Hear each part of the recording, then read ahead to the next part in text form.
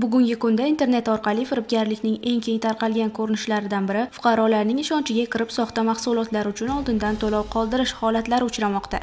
Odatda kiberfiribgarlar fuqarolarga soxta mahsulotlarni ko'rsatib, qisqa muddatlarga yetkazib berilishini va'da qilib, oldindan pul mablag'larini talon-taroj qilish holatlari uchramoqda.